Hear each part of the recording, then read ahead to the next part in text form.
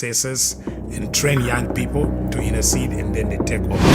Viidiyoo darbe irraa akkuma ilaalle daa'imummaa isaatti dhalatee guyyaa tokkotti jaartii waggaa 60 qoricha namatti hojjettu wajjin sirna gaa'elaa kan raawwatee fi baroota isaa hunda mootummaa dukkanaa tajaajilaa kan ture dhuga baatii Jeemsii kutaa lammaffaa kinoo itti aansuudhaan isiniif dhiyeessineerra.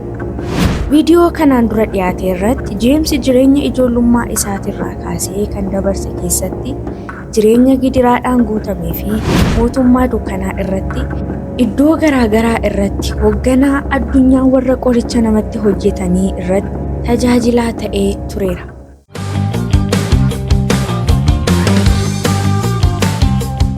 Things that were happening in the house, in the home. Yeroo darbe kutaa tokkoffaa keessatti Xaaliyaan irraa qeesonni lama deebi'anii dhufuudhaan Jeemsi baroota itti aanu akka nama biyya tokko irratti itti fufsiisu bulchaa biyyaa ta'ee addunyaa hafuuraa irratti muudamee Ugaandaa keessatti sirna hooggansa cimaa keessatti hirmaachuudhaaf muudama argatee biraa deebi'aniiru.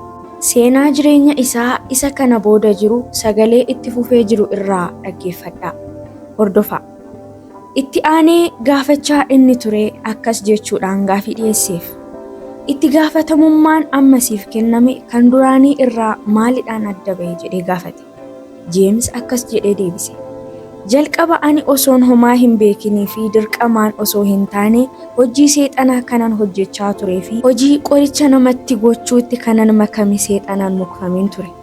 Amma garuu akkuman dura sitti hime namoonni lamaan sun ani abbaa keetii yoonaan jedhan lapheen koo battaluma sanatti waan banameef wanti ta'e akkas ture.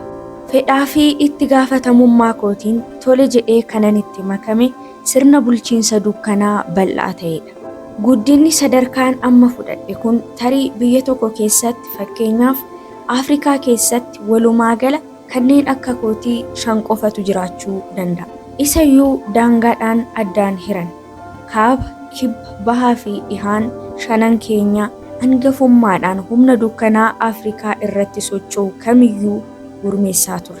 Maarree haala hojii ammaa kanaa isa duraatirraa adda kan isa taasisu akka duraanii mana keessa teenyee qoricha namatti gochuudhaan osoo hin taane dhaabbata gurguddoo keessatti, yuunivarsiitii keessatti gaggeessitoota garaagaraa waliin walgahii gochuudhaan haala ol ka'ee fi qindaa'een hojjenna.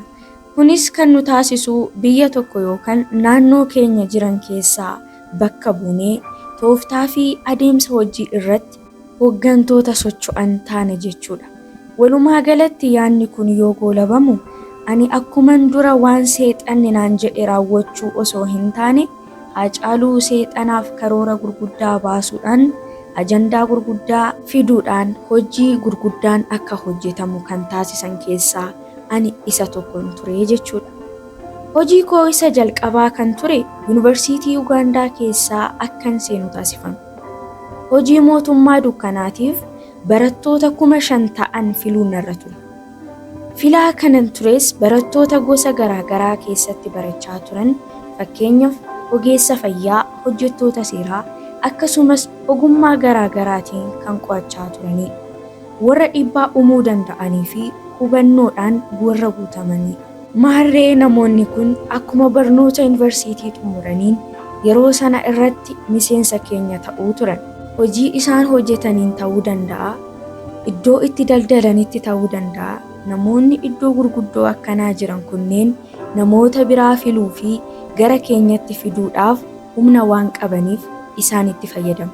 Egaa amma jarreen kun warra baratanii fi beekaman akkasumas immoo iddoo gurguddaarra jiran waan ta'aniif isaan kan seexanaa akka ta'an hojiin isaaniis hojii qoricha namatti gochuu akka ta'e namoonni tilmaamuu hin danda'an.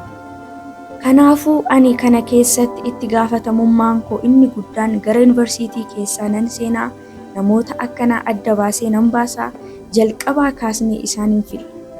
Waan isaan barbaachisuu fi hin guunnaaf nan barsiisaa meeshaalee yookaan immoo qarshii waan isaan barbaachisu hundaa nan bitaa fidu.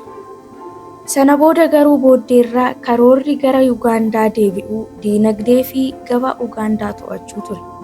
Itti gaafatamummaan koo inni biraa immoo warra baay'ee diina nurratti ta'uu danda'an tajaajiltoota dhugaa Ugaandaa keessa jiran saba Waaqayyoo sodaachuu kan barsiisan qorree adda baasuudhaan gaa'elaa fi hojii isaanii irratti rakkoo uumuudhaan waldaa isaanii keessatti qoqqoodiinsa uumuudhaan kun isaan cabsuu fi isaan kuffisuudhaaf hojii keenya isa guddaa ture. Isaan kana keessaa garuu miidhamtoota haleellaa keenyaa akka ta'aniif kana irratti xiyyeeffannu namoota kadhataati. Warra lallaban miti, namoota kadhatan hunda caalatti xiyyeeffannoo keenya isaanirra goona. Tajaajila kadhannaas bittinneessuudhaaf karoora guddaa fi hojii guddaa hojjenna. Warra namoota gara soomaaf sagadaa waaman qullaa'uu fi qalbii jijjiirrachuudhaaf waldaa kiristaanaa akkasii nurratti balaa guddaa kan uuman isaanidha. Dargaggoota yuunivarsiitii keessatti itti fayyadamnu sana karaa kanaanis waldaa kiristaanaa fi namoota kadhataa kana akka diiganiif ni leenjisa. Namoota Waaqayyoo warra ta'an fedha foonitiin akka kuffisan, qulqullummaa isaanii akka hir'isan karaa garaatiin ni erga. Keessumattuu ibidda waldaa kiristaanaa dhaamsuudhaan hojiin keenya.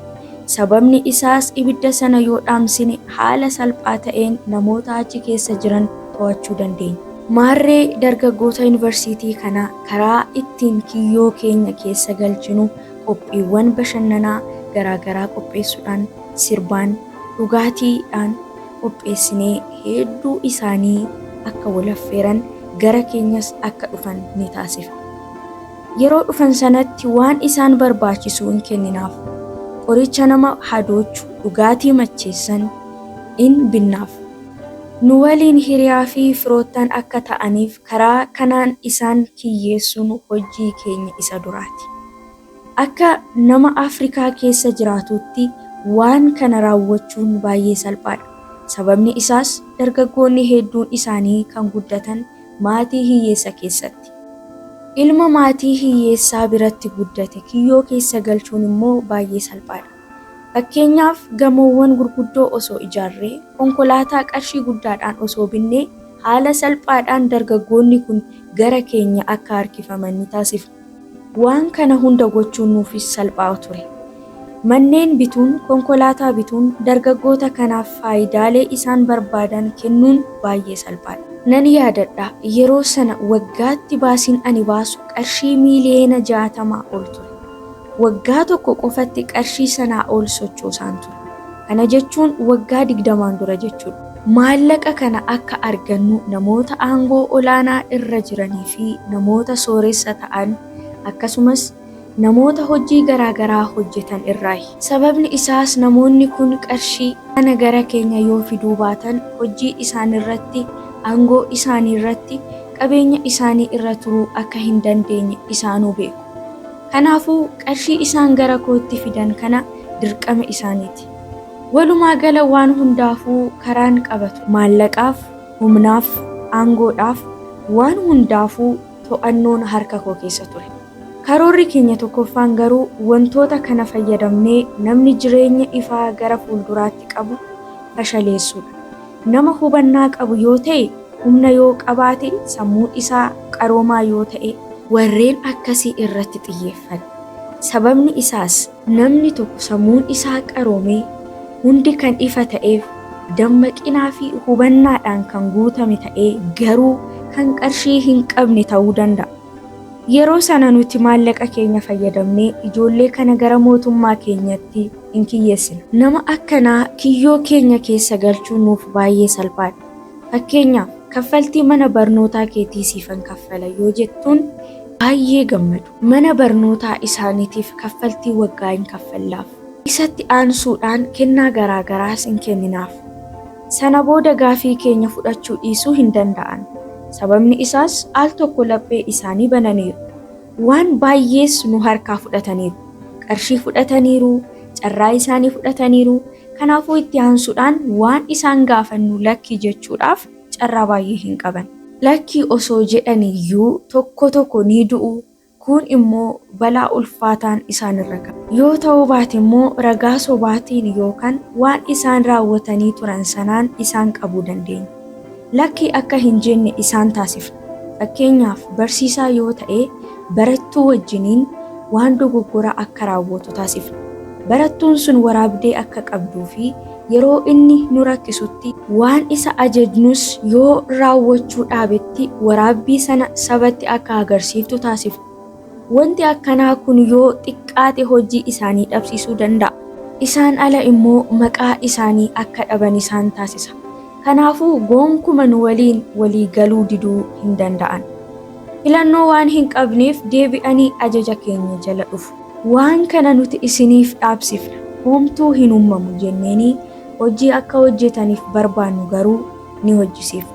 Egaa kana hunda yeroon raawwadhu barataa yuunivarsiitii waggaa 20 ture. Yuunivarsiitiin ani keessatti baradhu irra darbee yuunivarsiitii garaa garaa irratti qophii sagantaa sirbaa nan qopheessa.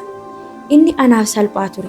Sababni isaas sirbitoonni addunyaa irra jiran warri beekamaan maallaqaa fi walitti dhufeenya waanan qabuuf haala salphaatiin fiduu nan danda'a. Anis itti gaafatamummaan qabuu fi hojii koo baay'een jaaladha ture. Gaaf tokko garuu akkas ta'e. Akka lakkoofsa Awurooppaatti bara 1996 irratti ajajni tokko olii dhufe. Ajaja Ugaandaa gadhiisaa bahaa jedhu ture. Kun immoo sababni ta'eef ergamaan Joon Maandiinii gamtaa kadhataa waliin gara Ugaandaa seenuu isaaniiti. Namoonni kun waggaa tokkoof Ugaandaa irratti kadhannaa cimaa gochuudhaaf seenan. Sababa kanaan humni keenya hundi ni diigame. Dandeettiin keenya hundis ni dadhabe. Hojii fi aarsaa kamiyyuu sochii dukkanaa akka hin raawwanne ni dhorkame. Namoonni kun sababa ummata waliin walitti qabamanii kaka'umsa kadhannaa raawwataniif mootummaan hojii dukkanaa baay'ee dadhabuu fi rukutamuu eegalee ture. Nama kadhannaa kana gaggeessu garuu haleellaa irraan gahuun nuuf salphaa hin turre. Sababni isaas namoonni naannoo isaa turan waa'ee isaatiif garaa isaaniitirraa akka dallaa guddaatti akka gimbii jabaa ta'anii akka nama sansalataan wal qabamee jiruutti isaaf kadhachaa waan turaniif. Kana gochuun isaanii nuti haala salphaadhaan gara nama sanaatti akka hin dhiyaanne nu taasisee ture. Addunyaa hafuuraa irratti sababa kadhannaa nama kanaaf kadhatamuun namichi kabaja baay'ee ol ka'aa qaba ture. Guyyaa tokko jecha tokko osoo dubbate jechi inni dubbate guyyootaaf addunyaa hafuuraa irratti sagalee dhageessisaa ture. Dubbiiwwan isaa hunduu addunyaa hafuuraa irratti raafama fi sababa kanaan humni namicha kanaa maalidha kan jedhu baruudhaaf irra deddeebisee lallaba inni qopheessu teeppiidhaan dhaggeeffachuu ni gale. Irra deddeebi'ee akkanatti adda kan isa taasise maalidha kan jedhu baruudhaaf yaaluu ni gale. Namoonni naannoo isaa jiraatan maatiin isaa seenaan inni dabarse hunda qo'achuu ni gale. Yeroo lallabuttirree lallaba akka inni lallabu hunduma isaanii irratti sagalee dhageessisaa ture. Sababni isaas namoonni naannoo isaa turan garaa isaanii tokkoon isa bukkee waan turaniif. Kuni addunyaa hafuuraa irratti tokkummaa cimaa ta'edha. Kadhannaa waliigalaa yookaan kadhannaa tokkummaa isa jennu jechuudha. Akkuma inni dubbateenis kan naannoo isaa jiran hundi akka waan humnaa fi sagalee tokkoon dubbatanii ta'a. Jecha tokko yoo dubbatu yookaan kadhata tokko yoo kadhatan marsaa addunyaa hafuuraa irratti sagalee sana qofatu dhagahama. Kunis addunyaa hafuuraa irratti warra bitan isaan taasisee ture. Nus hojii keenyarraa kan nu aree hojii keenya akka hin hojjenne iddoo aarsaa keenyaa kan diige akkaataa isaan garaa tokkoon ta'anii nutti dhufanidha. Kanan yaadadhu keessaa hidheera, ifadheera, akkas godheera waan jedheef miti. Hojiin keenya kan diigame achumatti cal jedhanii barsiisuu fi haasa'uu yoo jalqaban dubbiin isaanii tokkummaadhaan hafuuraan laphee dhugaatiin waan wal ta'aniif gadi fageenya dhugaa sagalee Waaqayyoo keessaa waan bahuuf addunyaa keenya irratti hojii keenya hundumas ni diige. Namichi nama baay'ee iyyuu fi ifatuyyuu hin turre. Akkuma ani fi ati as teenyee haasofnu kanatti namoota isa waliin jiran faana haasa'uu yoo jalqabu addunyaa hafuuraa irratti humna hafuura cimaa ulfaataa ta'etu gadi dhiifama ture. tokkummaan laphee isaanii fi sagalee Waaqayyoo wal barsiisuudhaan namoota bilchaatan turan. Yeroo inni dubbatutti hundi isaanii waan inni dubbate fudhatanii laphee isaanii irratti ni raawwachiisu. Yoo dubbatu addunyaa hafuuraa akka hoogganaa fi bittuutti nu jalaa to'achuu jalqaban. Sababa kanaan namni kun hojiiwwan hafuuraa hamaa fi biyyaa fi magaalaa sana keessaa akka hin hojjenneef karaa cufaa turan. Namoonni isa waliin turanis akka inni hin tuqamneef addunyaa hafuuraa irratti akka dallaatti ijaaraniifi turan.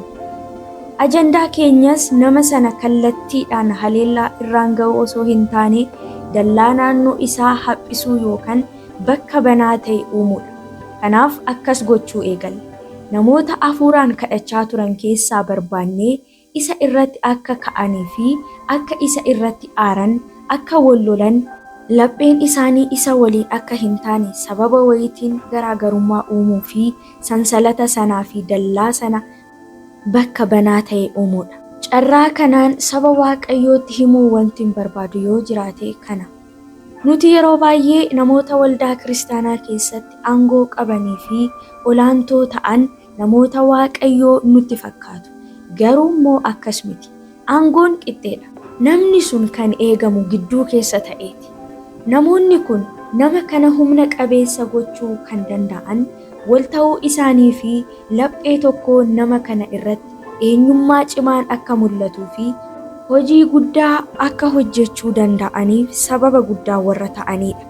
Kanaafuu yeroo hunda namni tokko tajaajila guddaa irraa yoo jirutti namoonni kadhataa naannoo isaa jiran tajaajila sanarratti dallaa ta'anii waa'ee tajaajila sanaa fi nama sanaa namoonni kadhatan baay'ee barbaachisaadha.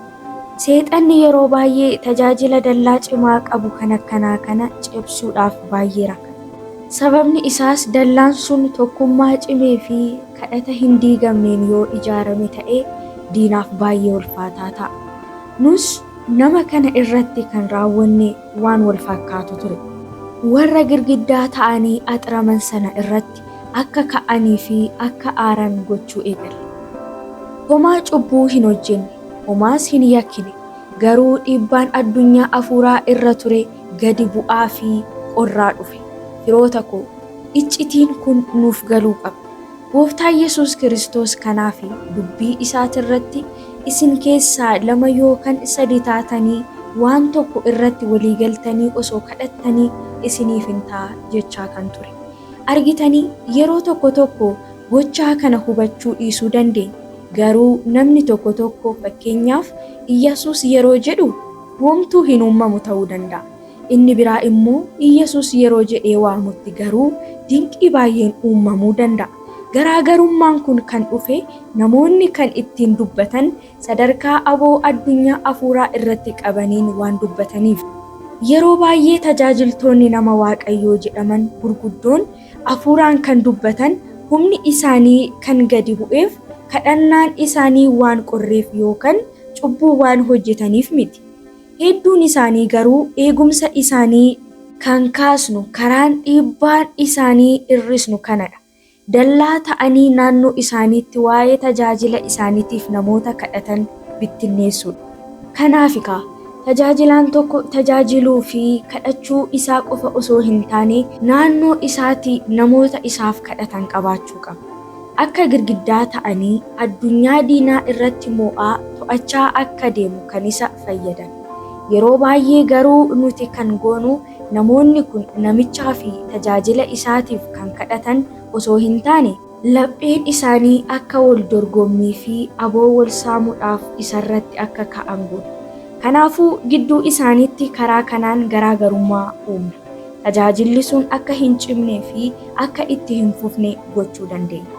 Isaanis immoo yoo nuuf milkaa'uu baate addatti of baasanii akka dhiisanii deeman isaan taasifna. Karaa kanaan tajaajila sana kuffisuu fi riiqicha sana cabsuu dandeenya. Nama kanarrattis kan raawwanne isuma kanadha. Sababa hin beekamneen gidduu isaaniitti garaagarummaa waan uumneef dhiibbaan nama sanaa deebi'ee gadi bu'uu eegale. Nutis deebinee gara Ugaandaatti gallee hojii keenya itti fufne. Wanti kun erga darbee waggaa 3 booda ammas bara 1999 kanan yaadadhu gara Siiraasii jedhamutti aayilaandii walgahii guddaadhaaf waamame. Egaa iddoo lafa bishaaniin marfamtee jirtu kanatti walgahiin nuti goonu kan hooggantoota biyyoota garaagaraa irraa hooggantoota addunyaa afuuraa kan taane walgahiin nuti goonu walgahii iccitii ture. Walgahiin akkanaa lafa bishaaniin marfamtee jirtu sanatti hoteela guddaa keessatti namoota 60,000 ol taanee kan goonedha. Baay'ee walgahii iccitii diinaa ture. Egaa booddeerra yoon dhagahu mata dureen walgahii kanaa kana ture. Nu warra Ugaandaa irratti maaltu dhufaa akka ture kan jedhu ture. Anis kuni akkamitti ta'uu danda'an jedhe. Sababni isaas nuti yeroo sanatti iddoowwan ol ka'aa Ugaandaa keessaa hunda to'annee ture. Garuu iddoo ol ka'aa tokko qofatu nu hafee ture. Iddoo ol ka'aa Ugaandaa irraa gara Misir kan deemtu iddoo gonkumaa to'achuu dadhabne turte. Garuu mata dureewwan walgahii sanaas ajandaa kana ture. Iddoo ol ka'aa kana sababni to'achuu dadhabneef tokko jira. Sababni kunis namoonni wayii iddoo sana akka nuti to'achuu hin dandeenyeef cimsanii waan qabaniif ture. Anis namoonni kun eenyu ta'uu danda'u? Ani kanan beeku iddoo ol ka'aa Ugaandaa irratti to'achuudhaaf namni humna qabu hin jiru jedhee mormuun qabe. Sababni isaas waldoota kiristaanaa magaalota irra jiran tokkoon isaanii nan beeka. Tokkoon namoota Waaqayyoo nan beeka. Na jalaa dhokatee iddoo ol ka'aa kana humni to'achuu danda'u hin jiru. Yeroo kanatti namoonni achitti walitti qabamanii turan garuu akkas naan jedhan. Ati kan isaan hin beekiniif waan isaan hin arginiifi naan jedhan. Akkamittan isaan hin argin jedheen dubbadhe. Isaanis yoo natti himan arguu kan dadhabdeef ifaan waan golgamanii dhokatanii jiraniifi naan jedhan. Anis baay'een rifadhe. Akkamitti ta'uu danda'a? Eenyu isaan jedhee waan kana arguu kanan dadhabeef warra aangoodhaan na caalanii fi addunyaa afuuraatiin sadarkaa olaanaa irra jiran waan arganiif natti himan. Eenyu isaan jedhee yoon gaafadhu garuu dubartoota 20 fi raajii tokko turan. Akkamitti yoon jedhu immoo sababa kadhannaa kakuu irraa kan ka'e iddoo ol ka'aa sana to'achuu danda'aniiru. Anis waan kana yoonan dhagahu baay'een ajaa'ibsiifadhe. Ani Ugaandaa keessatti walgahii hedduu bittinneessuu danda'eera. Waan gurguddaa diiguus danda'eera. Kan warra namoota 20 kanaa garuu akkamitti? Hundarraa kan na dinqe kana ture. Walgahii sanarratti waa'een namoota sanaa haasa'amuu yoo jalqabu hooggantoonni achi turanii fi addunyaa afuuraa irratti bitaa warri ta'an hundi isaanii irratti sodaa guddaan mul'achaa ture. Hooggantoonni gurguddoon hooggantoota seexanaa magaalaa gurguddaa irratti hojjetan beeka. Akka yeroo kanaatti garuu yoo sodaatanii fi dhiphatan argee hin beeku. Walgahii kana keessatti maal akka godhan bitaa itti gale. Dubartoota 20 fi raajii dhiiraa tokkoon kutaa kana to'ataniiru jedhanii deddeebi'anii haasawaa turan. Yeroo kanatti ani maaltu akkana to'ate osoon hin beekin waa'ee dhimmichaa ragaa baasuun eegale. Akkas ta'eeraa akkana ta'eeraa jedhee haasa'uun jalqabe. Kana gidduutti isa tajaajilaa jedhamu sana maqaa raajichaa nan waame. Akkuman maqaa isaa waamee naannoo sana irratti wantin hin eegin raawwate. Maqaa isaa waamnaan ibsaan gamoo nuti keessa jirru sanaa hundumti isaa tasa adda cite. Naannoo irrattis jeequmsii fi raafamuu guddaan gadi dhiifame. Ilaalaa, kanan waame maqaa tajaajilichaa yookaan immoo maqaa raajii sanaati. Garuu maqaansaa maqaa Gooftaa Yesuus Kiristoos keessatti maqaa humna baaseedha. Namoonni yeroo sanatti iddoo sanarra turan akka diinaa fi akka nama ganaatti na lakkaa'an. Anuu ofii kootii maaltu ta'aa akka jiruu fi maaliif maqaa isaa akkan waame hin beeku. Garuu immoo battaluma sana akka nama hojii isaanii diiguu dhufeetti jibbaa fi aariidhaan na laalan. Firootan koo hubadhaa. Kana yeroon dubbadhu garuu namni kun maqaa Yesuusii wajjin qixxeedha jechuu koo miti. Garuu namni kun jireenya kadhannaa fi tokkummaa qabuun maqaa isaa maqaa Yesuus keessatti golgamee ture. Dhugaadha. Namni sirriin amane tokko amantii qabuun kan kennameef yoo ta'u eenyumtuu Kiristoos keessatti golgamuu danda'a. Kanaafuu maqaan sun akkuma maqaa Yesuusiiti. mandara diinaarratti akka maqaa Yesuusii keessa golgameetti ni tajaajila. Kuni garuu kan nuuf galu nuti hojiiwwan diinaa irratti hooggantoota sochoonu turre. Anaaf garuu gaafiin tokko keessa kootti uumame. Ani humna nan beeka. Warra gurguddoo jedhaman hooggantoota kan ta'an warri humna ittiin bitan qaban akkamitti maqaa raajii tokko akkanaatiin isa naasisuu danda'a kan jedhu gaafiin kun sammuu koo keessatti uumame. Walgahii sanarraas haaluma kanaan adda bahee deeme. Deemuu kootiin dura garuu waan tokko yaadaan ture. Akkamitti dubartoonni waa'ee hin baafne 20 fi raajiin tokko addunyaa irratti waan afuura sochoosan garee hooggantootaa naasisuuf sodaachisuu danda'an. Humni ani hin beekin tokko jira jechuudha jedhee tanan yaadeetu. Booddeerra waan tokko natti himan. Namni kun amantoota biraatirraa wanti adda isa taasisu walgahii irratti waan isaan hojjetan akkas jennee mari'annee ture. Barootaan dura wanti dhokataadhaan hojjetamu dhaloota tokkoon dura ture. Gareen kun garuu adeemsa hojii sanaa beekanii baasanii itti fayyadamaa turan. Gochaa kakuu jedhamudha. Kana jechuun namoonni 20 kun raajicha waliin kakuu tokko galan.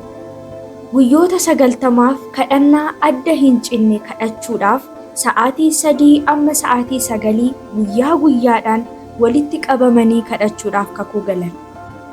Kakuun isaaniis of kennuu cimaa gaafata. Fakkeenyaaf kadhannaa isaanii keessaa guyyaa 89ffaa irratti gidduu isaaniitii namni tokko yoo hafe irra deebi'anii guyyaa tokko jedhanii jalqabuudhaaf kakuu galan. Isa qofa miti.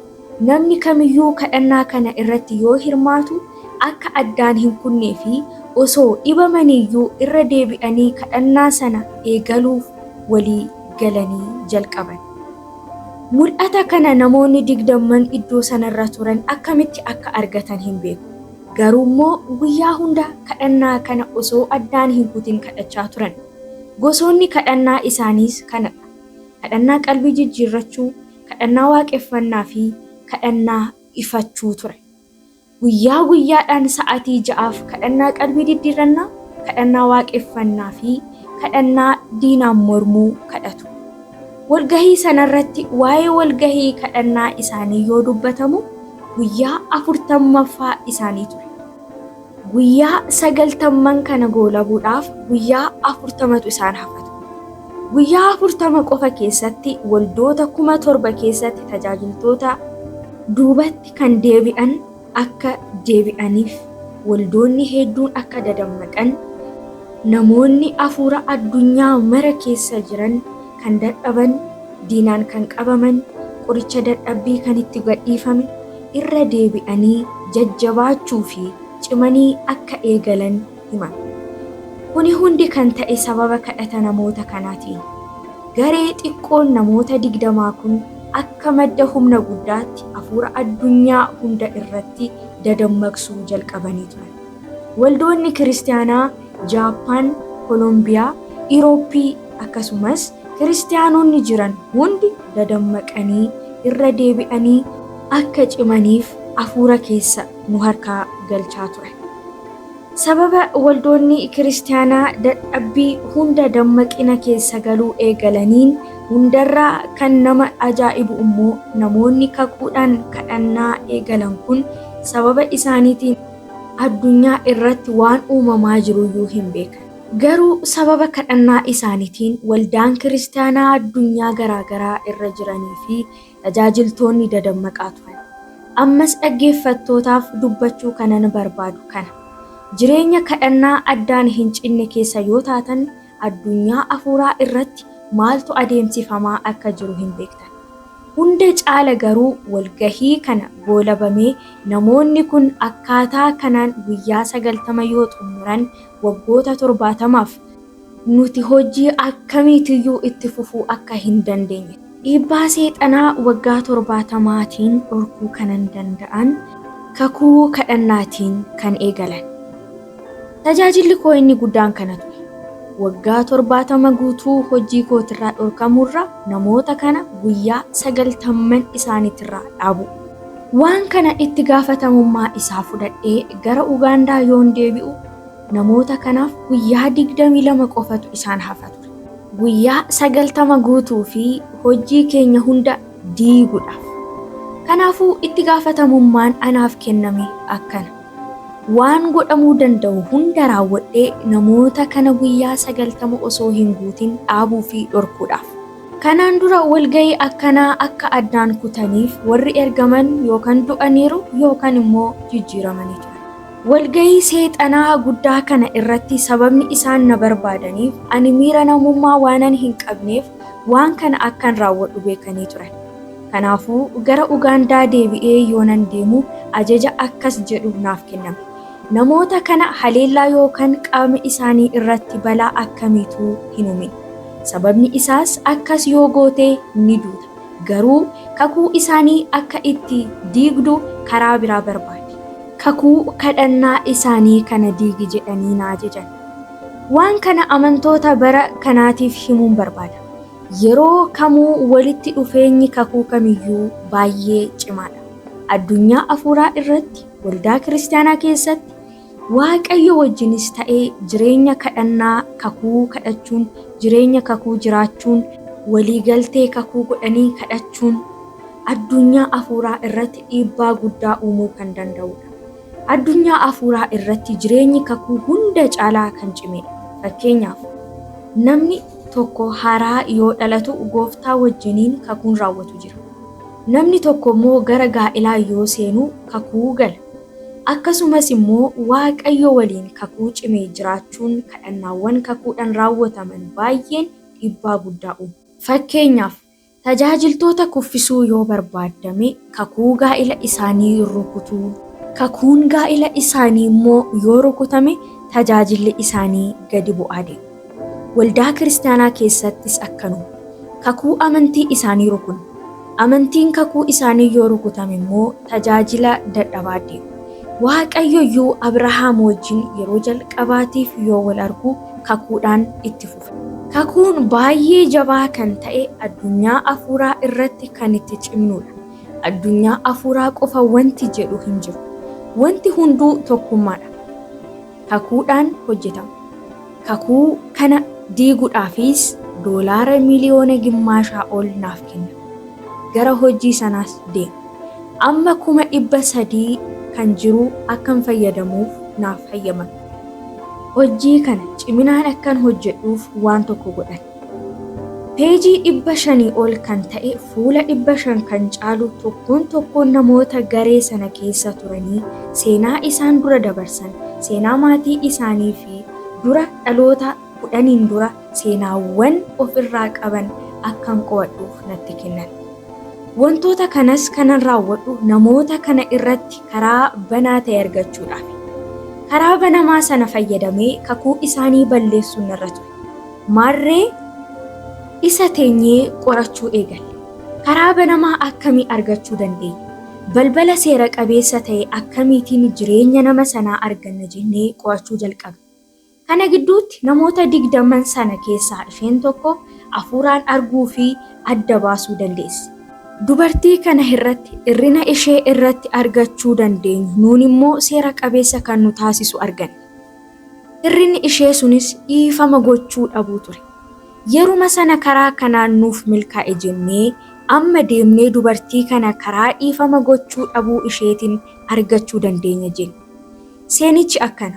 Dubartiin kun haadha isheetiin nagaa hin qabdu turte. Wal lolanii turan. Haati ishee dubartii kanarra miidhaa irraan gahaa turte. Haadha isheettis qabamteerti. Haati ishee immoo yeroo kanatti lubbuudhaan hin jirtu. Garuu dubartiin sun miidhaa haati ishee irraan geessee keessa ishiitti hafee ture. Kanaafuu karaa kanaan haa yaallu jenna. Maarree milkeessuuf dubartootaan baay'ee amanuu fi hojii koo ariitiidhaan kan naaf raawwatan nan filadhe. Nus gidduu keenyatti kakuu biraa raawwanne. Itti gaafatamummaa nutti kenname kana yoo milkeessine hundi keenya gara aangoo olaanaatti ceena. Maqaa kabajaa fi aboos in arganna. Yoo dadhabnee fi yoo mo'amne garuu tokkoon keenya nama tokko dhabna waliin jenna. Hundi keenya nama tokko aarsaa kenninee ture. Kana gidduutti ani kanan kenne haadha kooti. Waan kana osoon milkeessuu baadhee lubbuu haadha kootii dhaba ture.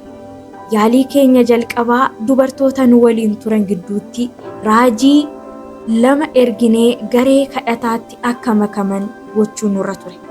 Sababni isaas garee kadhataa kana keessatti dubartoonni lamaan kun makaman jechuun yeroo sana kakuun sun ni diigama. Sababni isaas kakuu isaanii keessaa namoota biraa gonkumaa ofitti hin maknu jedhanii waan turaniif.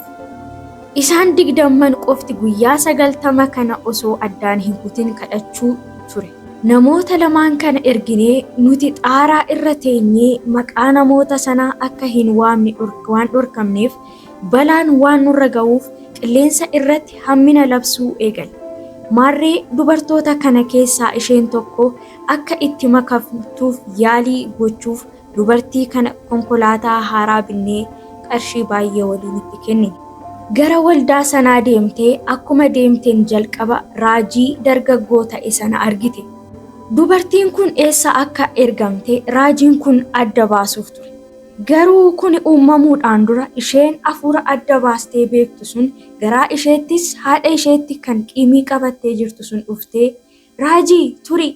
Dubartiin kun hafuura isheetiin wanti sirrii hin taanee fi wanti waaqa biraa hin taane jira jette. Yeroo kanatti dubartiin nuti ergine akkas jette. Dubartiin nana namummaa koo osoo hin beekin maaliif na ariitaa? Yoo haasoftuyyuu akkuma haadha keetiiti jette. Battala kanatti karoorri keenya hundi toora qabachuu jalqabe. Sababni isaas dubartiin kun madaa garaa ishee akka tuqxu gooneerra. Raajiin maaltu akka ta'aa jiru hin galleef. Garuu akkuma haadha keetitti haasofta yoo jettuun jibba haadha isheetii qabdu hundumaa yaadachiiste. Dubartiin sun hafuuraan deebii kennuurra gara foonitti jijjiiramte. Ati xibaartuudha jettee arrabsite.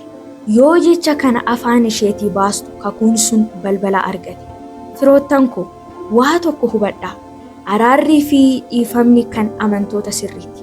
Seexanni yeroo hundaa hafuura keessaa nu baasuu yoo barbaadu laphee keenya keessatti jibba, aara, gaddaa fi miidhama keenyatti fayyadama. Dubartiin kunis akkas taate. Miidhama ishee yoo tuqxu yeruma sana fooniin deebii kennuu eegalte. Keessa isheetti aariin kaka'ee itti aansee immoo akkas ta'e. Dubartiin kun seexana biraa akka ergamte beekuu fi adda baasuun isheerra ture. Garuu dubartiin sun fooniin ishee jijjiirte. Maarree kana gidduutti raajiin sun yeroo siifan kennaa yeroo biraa waliin haasofna jedhee lamaan isaanii adda baasee deemuu eegale.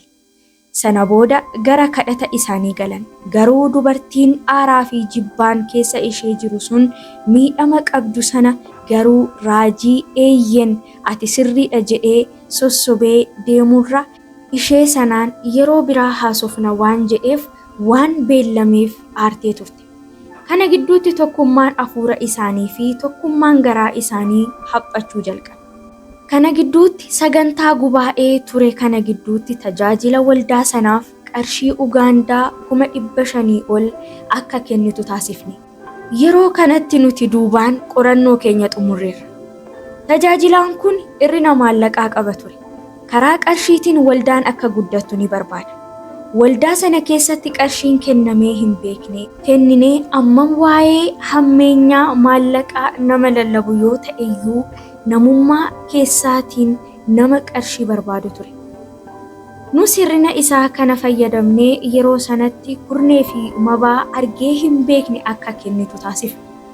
Yeroo inni qarshii dubartii kana irraa fudhatu nutis balbala tokko bansiifne. Ammas balbala biraa kakuu sanaa diiguu dandeenyutti baname. Sababni isaas tajaajilaan kun qarshii kana yoo fudhatu Waaqayyo kadhannaa keenya nuuf deebise yookaan Waaqayyo nu eebbiseeraa jedhee fudhate.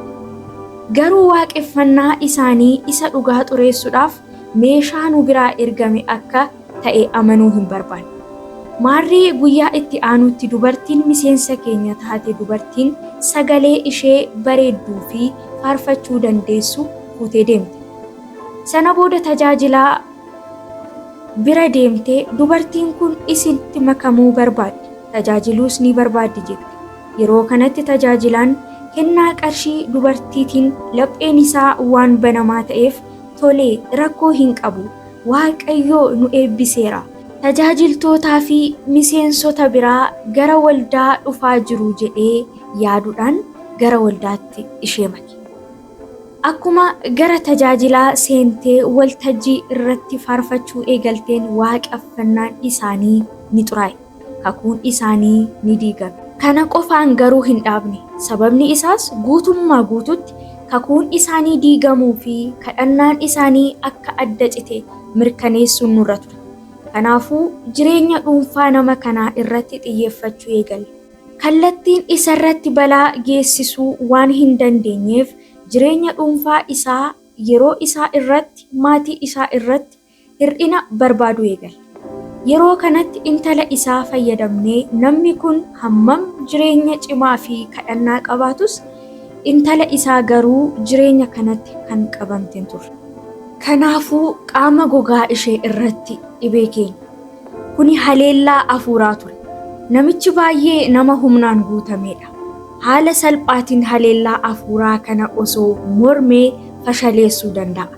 Garuu waa'ee intala isaa baay'ee waan qusatuu fi waan yaaduuf baay'ee dhiphachuu eegale.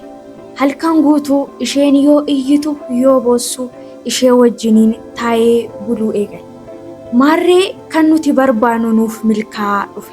Sababni isaas halkan guutuu intala isaa waliin yoo bulee ganama immoo namoota sana wajjiniin kadhachuudhaaf dhufuu akka dadhabu gochuudhaaf karoorri keenya. Kana gidduutti isaan lamaan sana keessaa isheen tokko ani micayyoo kee siifan yaalchisa jettee akka mucaa isaa fudhattuuf walitti dhiyeenya uumte. Innis tole jedhee amanee intala isaa kenneef. Amma mee yaadaa qarshiidhaan jireenya namaa kana keessaa seenneerra. Jireenya kadhata isaanii keessa seenneerra.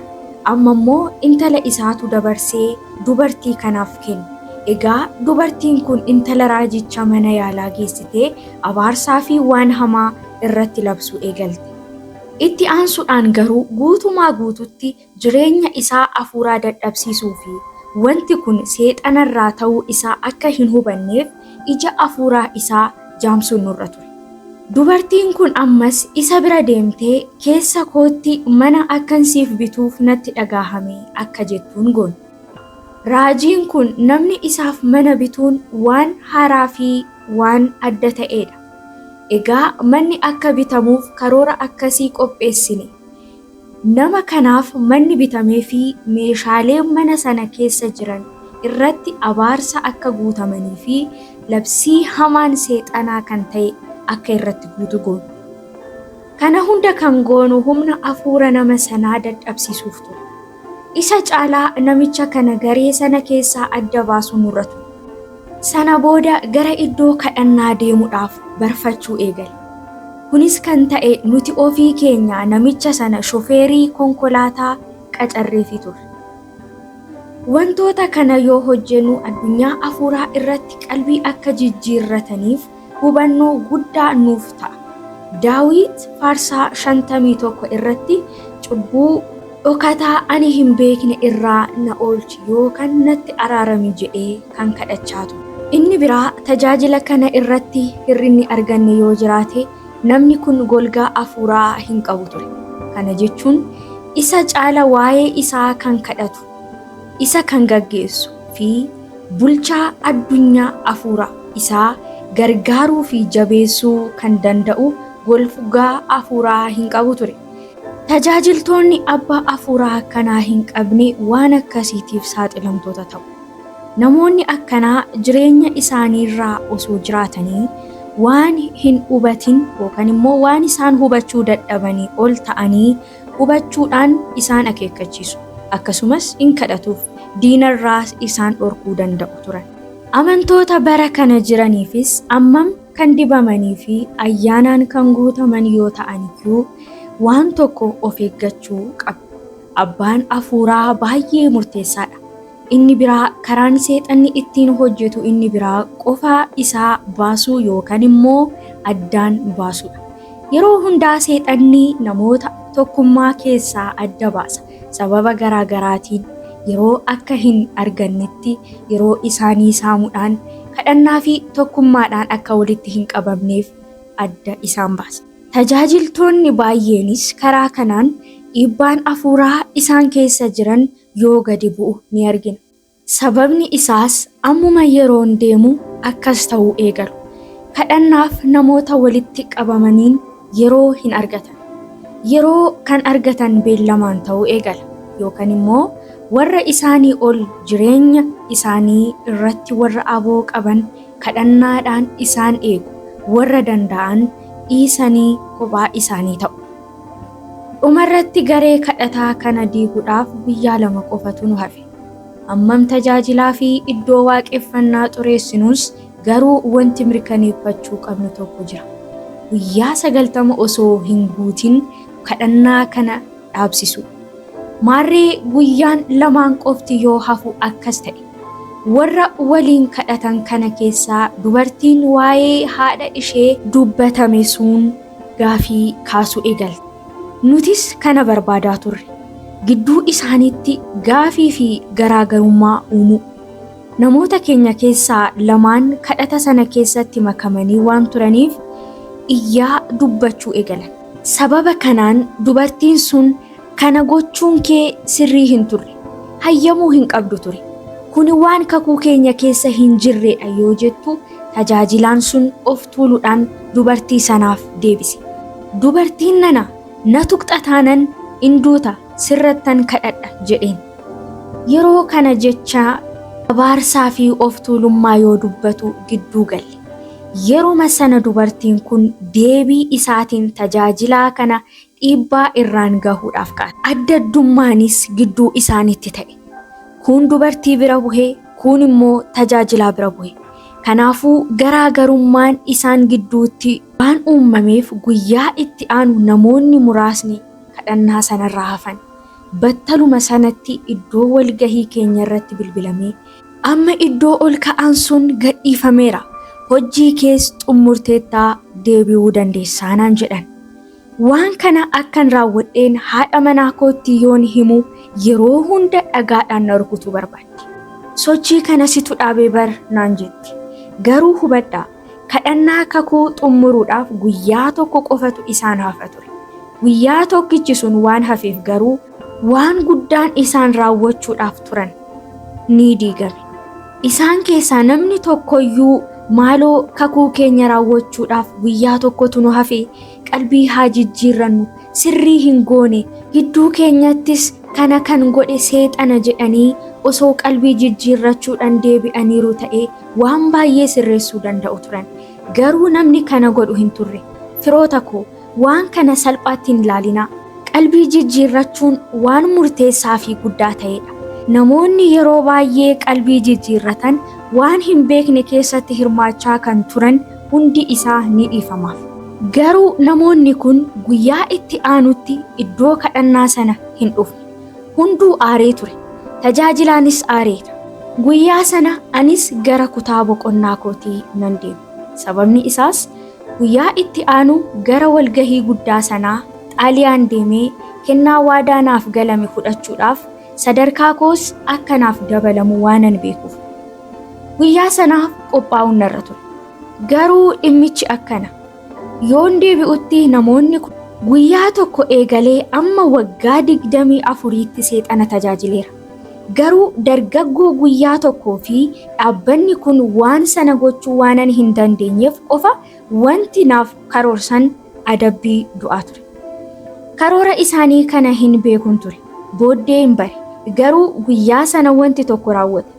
Gooftaa Yesuus Kiristoos shamarree waggaa 19 yuunivarsiitiin ani keessatti baradhu keessatti kan baratu tokko deemiitii Jeemsitti wangeela itti himii jedheen. Shamarreen kun obboleettii koo waliin kutaa tokko keessatti waan barattuuf waa'ee koo hunda sirriitti beekti ture. Hamaa akkan ta'e hojii dukkanaatiin xaxamee akkan jiru sirriitti beekti. Kanaaf gooftaan akkas jedheen. Boru deemiitii Jeemsitti wangeela himi jedheen. Shamarreen sun gooftaadhaan akkas jetteen. Yaa Waaqayyoo, ati nama biraa ergi, ana nan ergin jetteen. Sababni isaas nama baay'ee hamaa warri hamaanillee hamaa jedhanii kan isa waaman waan tureef. Gooftaanis mootummaa waaqayyootti ati xiqqaadha kan jedhame mootummaa dukkanaa irraa kan caaludha jedheen. Shamarreen kun sababa barbaadaa akkas jette. Tole yaa gooftaa, ganama barraaqaan gara doormii isaa nan deema. Garuu yoo inni jiraachuu baate fedha kee waan hin taaneef nan deebi'aa jette. Kana kan jetteef immoo wangeela ittiin humuudhaaf waan sodaatteef. Ganama sa'aatii tokkotti hoomtuu ka'ee balbala doormii irra kan deddeebi'u hin jiru. Kanaafuu sa'aatii sanatti dhuftee naannoo sanarra deddeebitee erga dhabdee booda deebi'uu yaaddee turte. Egaa yaa gooftaa, waanan hin argatiniif itti hin himne fedha keetii miti jechuudhaaf turte. Haala nama dinquun garuu beellama waaqayyootiin anis sa'aatii sanatti Xaaliyaan deemuudhaaf eerpoortii deemuun waan narra tureef ganama sa'aatii tokkotti akkuman doormidhaa baheen fuuldura koottiin dubartii kanaan wal arge. Yoo na argitu waan rifatteef cal jette. Yaa gooftaa, deebi'ee kadhadhee lammata dhufee itti himuun qaba jettee yaaddee turte. Kanaafuu anis bira darbeen deemu. Yoon darbee deemu garuu gooftaan maqaa isaa waami jedhee akeekkachiise.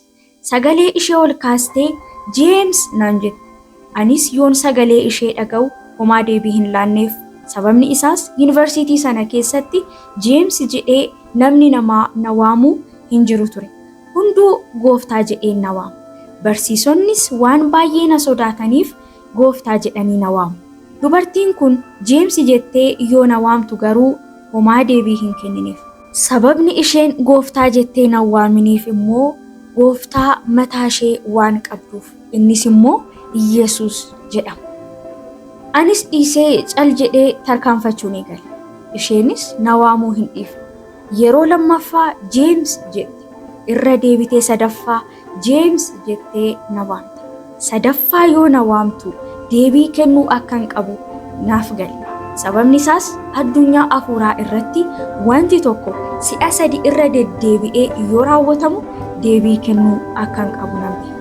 Anis dubartiin kun na tuffatteerti, adabbii isheedhaa kennuuf qaba jedheen gara isheetti garagaluu eegale.